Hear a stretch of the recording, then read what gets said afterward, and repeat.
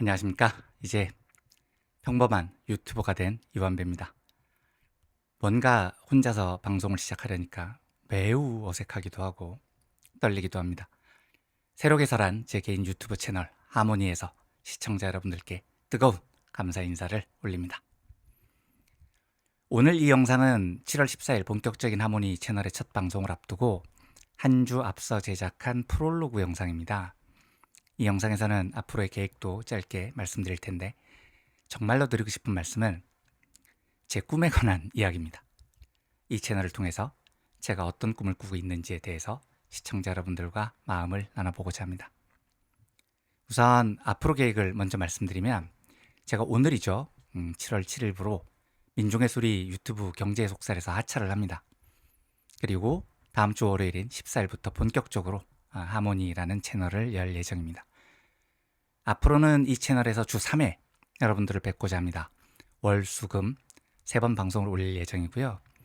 월요일에는 평소와 같이 시사를 주요 내용으로 다루려고 합니다.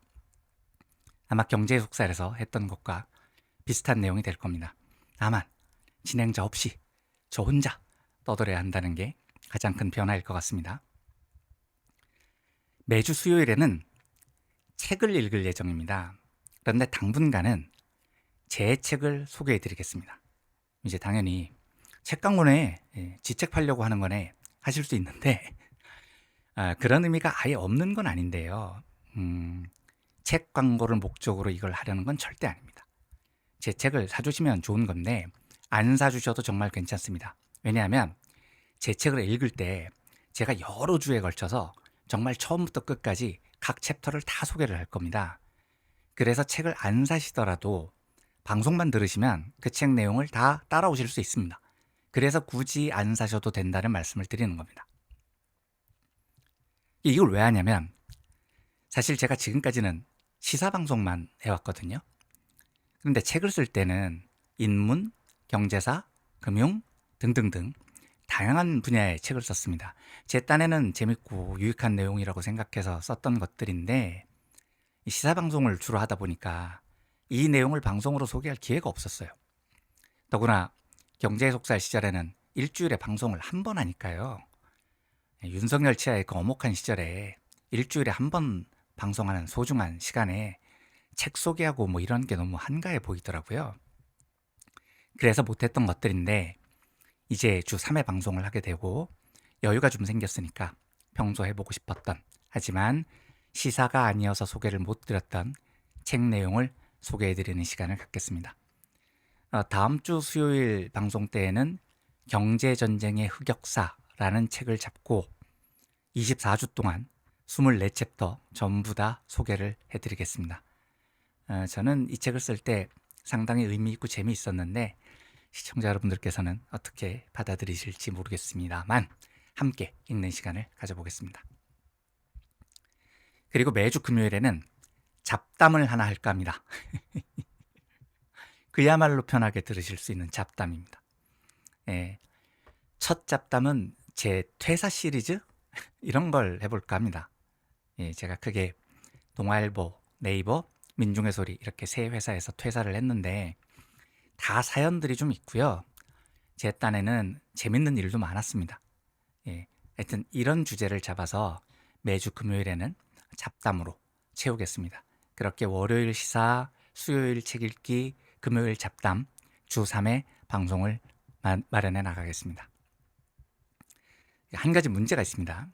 문제가 사실 한두 가지가 아닌데 그중 제일 중요한 문제가 제가 앞으로 평범한 유튜버의 삶을 살아갈 텐데 촬영과 편집을 해본 적이 없습니다. 촬영과 편집을 해본 적이 없는 유튜버, 약간 홍철 없는 홍철팀 이런 분위기인데 그러다 보니 뭐 스튜디오가 따로 있는 것도 아니고요. 이렇게 좁은 제 방에서 별로인 카메라와 형편없는 편집 실력으로 여러분들을 뵙습니다. 그런 면에서 매우 미숙할 겁니다. 지금 보시다시피 뭐 뒤도 너무 휑하죠. 근데 앞으로 최대한 노력해서 조금씩 발전하겠습니다. 보기 힘든 구석이 있으시더라도 넓은 마음으로 용서해 주셨으면 합니다.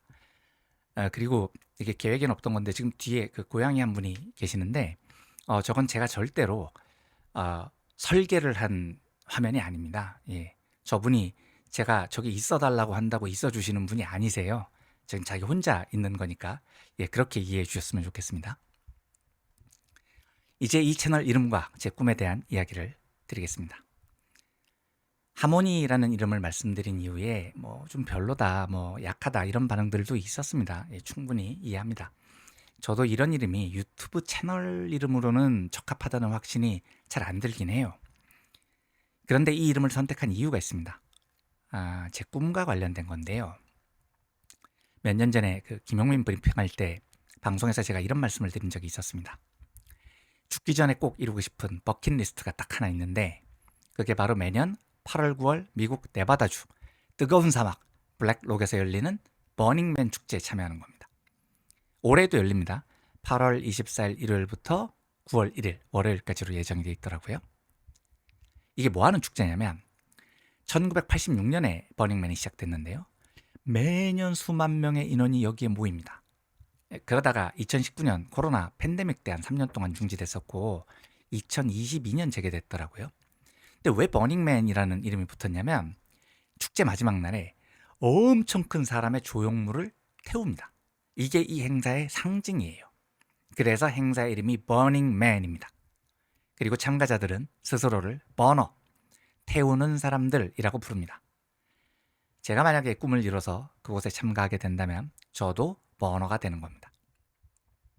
여기가 사막이라고 말씀드렸잖아요. 그야말로 생사막입니다. 아무것도 없어요. 황량한 모래사막에 수만 명의 버너들이 모입니다. 일주일을 어떻게 버틸까요? 일단 숙소는 텐트로 해결을 합니다. 근데 먹고 마시고 이런 게 필요하잖아요. 이걸 해결하는 방식이 이렇습니다. 버너들은 세상을 두 가지로 나눠서 봅니다.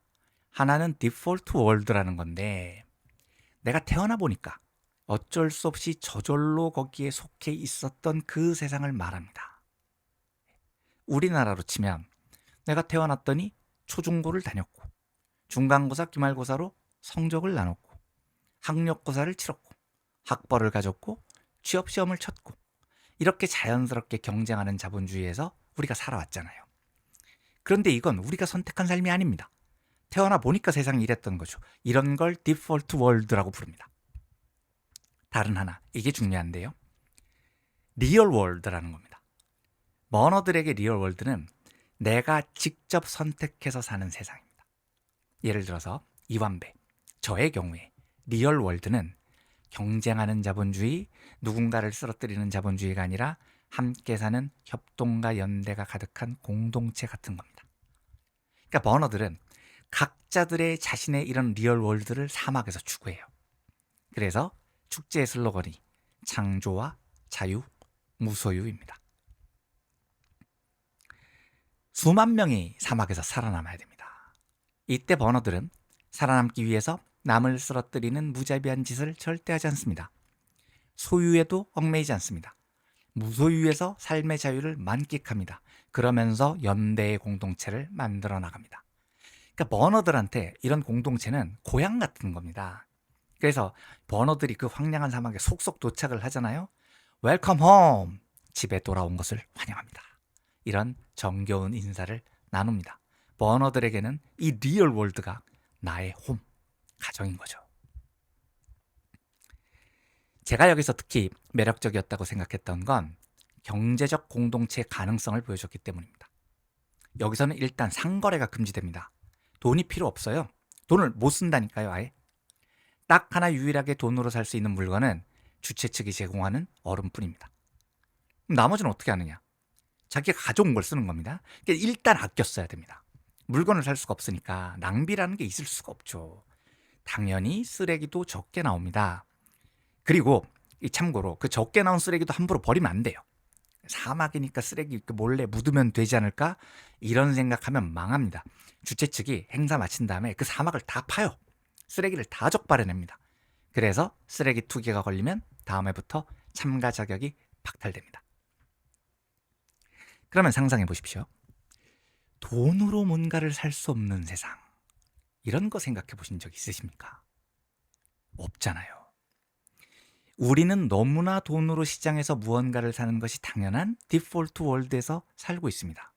그런데 그 규칙을 무너뜨리면 완전히 새로운 세상이 열립니다. 버너들은 그 새로운 세상에서 살아가는 요령을 알고 있습니다. 사막에서 살아남는 방법은 시장의 규칙이 아니고 공동체의 규칙이라는 겁니다. 그 땡볕에서 일주일을 살다 보면 당연히 부족한 게 있을 거잖아요. 어떻게 하느냐? 옆 텐트에 가서 얻는 겁니다. 그냥 공짜로 달라고 하는 거예요. 야, 그걸 누가 주냐? 아닙니다. 잘 줘요. 나한테 남는 거 남한테 공유하는 것은 버너들에게 기초적인 상식입니다. 그런데 전제가 있습니다. 남한테 얻어먹기만 하면 안 됩니다. 나도 이웃이 부족할 때 당연히 그들을 도와야 됩니다. 이게 암묵적 규칙입니다.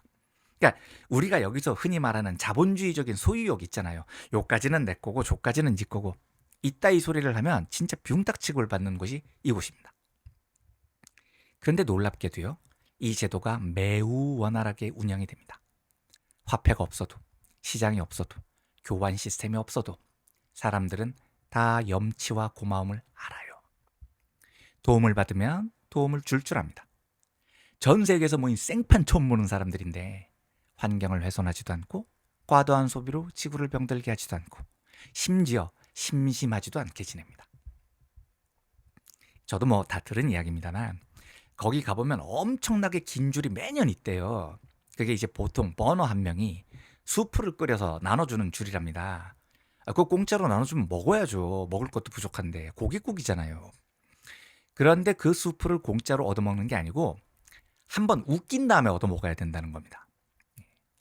그러니까 이제 저도 거기에 버너로 참가하면 한번 웃겨야 그걸 한 그릇 얻어먹는 건데, 근데 뭐 제가 영어를 잘하는 사람도 아니고 어떻게 웃깁니까? 그래서 제 계획은 개다리 춤을 한번 추고 얻어먹을 생각입니다. 개다리 춤 잘 추세요 라고 묻지는 말아주십시오. 당연히 못 춥니다. 그런데 그건 못 추는 게 웃기는 거잖아요. 그러니까 수프 얻어먹는 조건이 웃겨라지 춤을 잘 춰라가 아니잖아요. 제가 수파에 나간 것도 아니고 웃기면 되는 겁니다.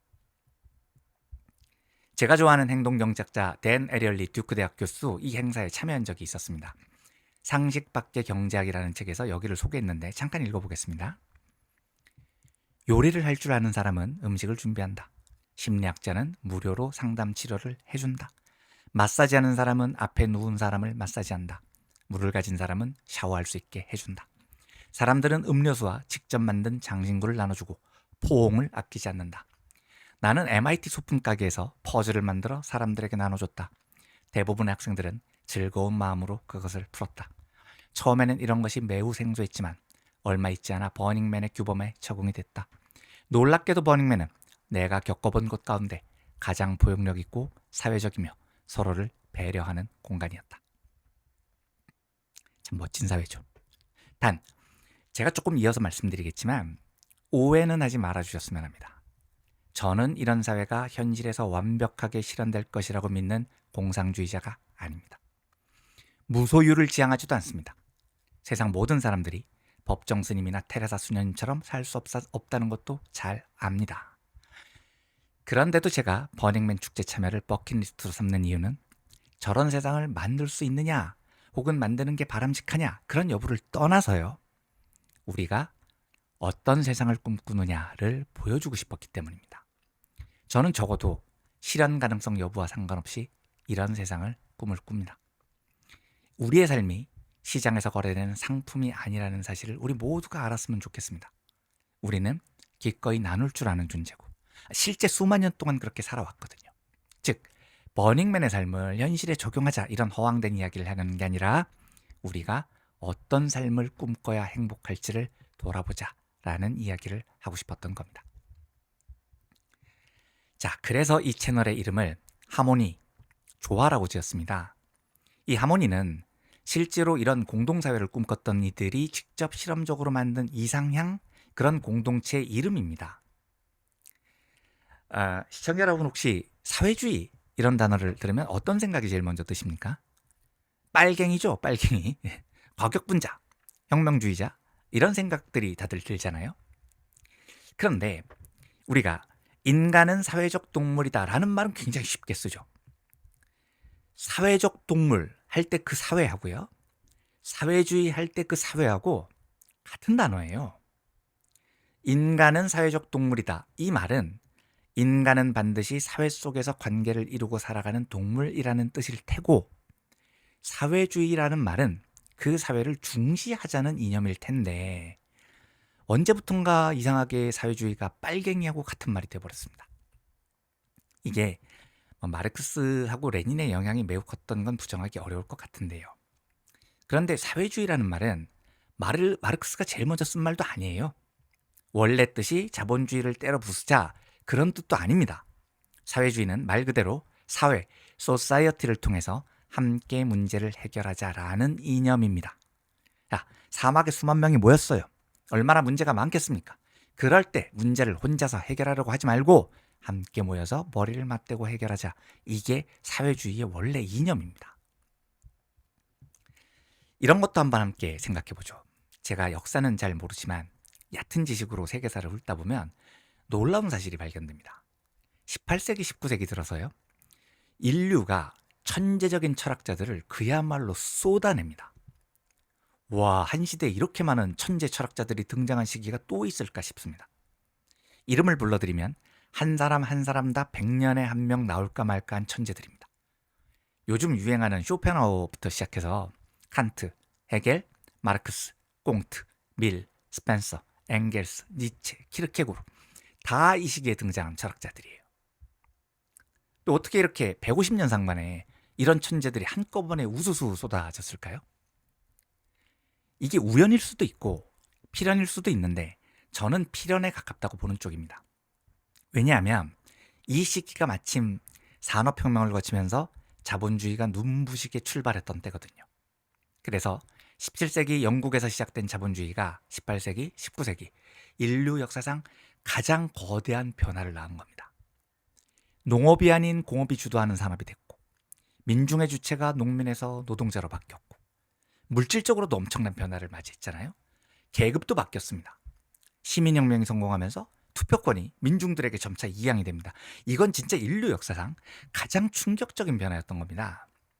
그런데 이게 겉으로 보이는 변화고요. 이 엄청난 변화 속에 숨어있는 본질적인 변화가 지식인 사회를 강타를 했습니다. 그러니까 이 지식인들이 궁금한 건 아니 사람이 어떻게 말이 아니라 자동차를 타고 움직이지? 이런 게 아닙니다. 천재들이 그런 게 궁금했던 게 아닙니다. 천재들을 가장 경악스럽게 만들었던 건 와, 이 거대한 변화의 본질에 어떻게 인디비주얼리즘, 개인주의라는 것이 이렇게 세상을 지배할 수 있을까라는 거였습니다. 즉, 자본주의가 출발하면서 마침내 인류 역사에서 처음으로 개인주의의 시대가 열린 겁니다. 여러분, 우리가 개인주의 시대를 오래 산 것 같습니까? 천만에요. 인류 역사를 24시간으로 놓으면 자본주의가 시작된 시간은 23시 59분 56초라고 하더라고요. 그러니까 길게 봐야 300년 정도로 봐주는 건데요. 자본주의 역사를. 이 역사는 인류 24시간 역사 중에 고작 4초에 해당하는 짧은 역사일 뿐입니다. 이게 무슨 뜻일까요? 인류는 나머지 23시간 59분 56초 동안 개인주의로 살아온 적이 없습니다. 언제나 사람들과 함께 모여서 머리를 맞대고 함께 문제를 풀어왔다고요. 안 그랬습니까? 특히 민중이라 불렸던 피지배 계급들은요. 수만 년 인류 역사를 이런 식으로 살아왔습니다. 어려운 일이 있으면 서로 도왔습니다. 조선시대 소장농들이 지주들한테 아무리 악랄한 착취를 당했어도 이웃이 굶으면 식량을 나눴습니다. 누군가의 집안에 큰일이 있으면 노동력을 품앗이 한 겁니다. 이건 우리뿐 아니고 세계 모든 인류가 공유했던 상식이었습니다. 개인이 아니라 사회가, 소사이어티가 세상의 중심이었습니다. 그런데 어느 날 자본주의가 등장해서 이제부터는 개인주의예요. 옆에 있는 사람은 친구나 이웃이 아니고 경쟁자예요. 지금부터는 쟤들 등에 칼을 꽂아야 살아갈 수 있어요. 이러는 겁니다. 이게 인류 지식사회에 얼마나 큰 충격을 줬을지 상상해 보십시오. 인류 역사가 송두리째 바뀌는 대목인 겁니다. 지식인들의 고민이 시작이 당연히 되겠죠. 이게 도대체 무슨 일이냐? 아니 이렇게 사는 세상이 가능해? 이렇게 고민하는 사람들이 당연히 늘어났을 테고 그러다 보니 이 시기가 철학적 천재들을 양산하는 시기가 됐다는 게 제 개인적 해석입니다. 그만큼 인류 역사에서 개인주의의 등장은 충격적인 사실이었습니다. 그래서 등장한 초창기 사상이 바로 사회주의입니다. 이건 빨갱이하고 아무 상관이 없는 이념입니다. 말 그대로 사회를 통해 문제를 해결하자는 겁니다. 문제가 생기면 그걸 혼자서 끙끙대지 말고 함께 모여서 머리를 맞대고 해결하자는 거죠. 이런 사상은 개인주의가 득세한 이후의 이념이 되는데 이전까지는 이념이라고 정립될 이유조차 없었던 사상입니다. 아니 함께 모여서 해결하자 이게 무슨 이념이냐고요. 인류의 상식이죠. 그런데 그 상식이 깨지니까 이념으로 발전을 한 겁니다. 신자유주의의 출발을 경제학에서는 보통 1979년 영국 마가렛 대처 수상의 집권 때로 보는데요. 이때 대처가 한 말이 굉장히 유명합니다. 대처가 이렇게 말합니다. 사회라는 것은 없다. 개별적인 남자와 여자 그리고 가족만이 존재할 뿐이다. There is no such thing as society. There are individual men and women and there are families. 사회가 없다는 겁니다. 개인뿐이에요. 경쟁해라. 이긴 놈만 살려준다. 진 놈은 돕지 마. 신자유주의의 핵심을 찌르는 말입니다. 이게 심해지면 이렇게까지 가는 겁니다. 가난은 인격의 결함이다. Poverty is a personality defect. 이것도 대처가 한 말입니다. 모든 책임은 개인, 너 자신에게 있다는 거죠. 우리도 가끔 그러잖아요. 그래서 제가 이렇게 부모님들 만나면 제발 자녀들한테 야 공부 좀 해. 친구랑 놀러 다니지 말고 친구가 밥 먹여주냐. 이런 말씀 좀 하지 말라고 간곡히 당부를 합니다. 친구가 밥 안 먹여줘요. 그런데 밥 안 먹여주면 다 소용없는 게 아닙니다. 친구와 모여있는 것이 곧 소사이어티입니다. 그리고 그 소사이어티 속에서 살아가는 것이 얼마나 중요한 일인데 우린 그냥 야 친구가 밥 먹여줘. 이 한마디로 친구를 경쟁자로 몰아버립니다. 그런데 이게 인류의 본성에 가까운 삶의 방식이 아니라는 겁니다. 이렇게 살아간 건 고작 4초. 나머지 23시간 59분 56초 동안은 우리는 공동체라는 울타리에서 살았습니다. 경제 역사를 보면 흔히 공상적 사회주의자라고 불리는 경제학자 3명이 등장을 합니다. 저는 공상적이라는 말보다 이상적 사회주의자라고 번역을 하고 싶은 사람들인데요. 학자들 이름은 다들 모르셔도 됩니다. 앙리드 생시몽, 샤를 푸리에, 로버트 오원 이런 사람들입니다. 다 18세기 후반, 19세기 초반 사람들이에요. 이 사람들이 뭘 꿈꿨느냐? 공동체를 꿈꿨습니다. 그러니까 당시 초창기 자본주의는 기본적인 노동보호라는 개념 자체가 없었습니다. 그래서 그냥 노동자들을 공장에 가둬놓고 17시간씩 채찍으로 때려가면서 일을 시킨 겁니다. 이런 비인간적인 자본주의를 보면서 이 세 이상주의자들은 자기들만의 공동체, 마을을 만들 결심을 합니다. 이 중에서 로버트 오원이 만든 공장은 실제로 사업적으로도 상당한 성공을 거둡니다. 18세기 후반 스코틀랜드 지역 뉴레너크라는 마을에서 오원이 방적 공장 하나를 인수합니다. 그리고 당시 이 좀 웃긴 이야기인데 자본가들이 가장 선호했던 노동자들이 건장한 백인 남성 노동자가 아니었습니다. 어린이들이었어요. 건장한 성년은 막 개기고 술 처먹고 대들고 이러니까 말 잘 듣는 7세에서 12세 사이 어린이들을 대거 공장에 밀어넣은 다음에 하루에 17시간씩 일을 시켰던 거죠. 실제 오원이 뉴레너크 방적 공장을 인수했을 때 1150명의 노동자가 있었는데 그 중에 800명이 어린이들이었다고 합니다. 이들 대부분 고아원 출신이었고요. 오원이 새로운 공장 공동체를 만듭니다. 목표는 자본과 노동이 대립하는 공장이 아니라 모두가 사랑하며 베푸는 공동체입니다. 일단 노동시간을 9시간으로 파격적으로 줄입니다. 당시 9시간이면 어마어마하게 파격적인 겁니다. 그리고 공장 주변에는 노동자들이 행복하고 안전하게 살 수 있는 정갈한 마을을 마련합니다. 10세 미만 어린이는 절대 노동에 투입하지 않습니다. 공장에서 일하는 아이들과 노동자들, 자녀를 위해서 굉장히 뛰어난 교육 시스템을 구축합니다. 그 인류 최초로 유치원이 생긴 게 바로 이 지역입니다. 뉴레너크 공동체였어요. 공동체에 소속되면 모든 노동자들은 무상으로 의료 서비스를 받을 수 있었습니다. 성인들을 위한 야간 학교도 문을 열었습니다. 공동체의 구성원들이라면 누구나 이용할 수 있는 마을 상점이 있었는데 여기에는 회사가 구매한 품질 좋은 상품들이 쫙 깔려 있습니다. 이 뉴레너크 공동체의 가장 큰 특징은 맨날 놀았다는 겁니다. 허구한 날 레크레이션 하고 음악 콘서트 하고 댄스 파티 하고 항상 즐거웠던 거죠. 제가 이 공동체에 딱 하나 불만이 있는데 그 술을 안 팔았다고 하더라고요. 이건 좀 가끔 술 한 잔은 해야죠. 너무 취하면 안 되지만 새벽 쓰린 가슴 위로 찬 소주를 붓는 게 노동자의 권리인데요. 아무튼 이것 빼고는 정말 완벽한 공동체였습니다. 그리고 이 공장이 돈도 많이 벌고 사업적으로도 성공을 거뒀어요. 그런데 그 지도자들 사이에서 종교적 갈등이 좀 있었나 봐요. 결국 오원이 동업자들과 갈등을 못 이기고 지분을 팝니다. 그리고 미국으로 건너가서 두 번째 공동체 실험을 합니다. 오원이 만든 두 번째 공동체 이름이 뉴 하모니였습니다. 이 실험도 결국 실패로 돌아갑니다. 그래서 저는 이런 공동체 만드는 일이 절대 쉬운 일이라고 생각하지 않습니다. 수많은 도전 사례가 있지만 종교적인 결속력이 없는 순수한 협동적 공동체로서의 성공 사례가 그렇게 많지 않기는 해요. 어려운 과제라는 뜻이죠. 하지만 저는 이런 공동체를 꿈꿉니다. 버닝맨 참여가 제 버킷리스트인 것처럼요. 한동안 윤석열 때문에 정신이 없어서 이런 꿈을 좀 덮어놓고 살았는데 최근에 정준희 교수가 하시는 해시TV에 출연을 했습니다. 근데 너무 놀랍더라고요. 거기 회원분들을 스스로 해시민이라고 부르시던데 제가 꿈꾸는 그런 공동체를 거의 완성해 나가고 있습니다. 해시민 회원분들이 회식을 하면 막 먹을 걸 자발적으로 가져옵니다. 술도 각자 마실 것을 가져온대요.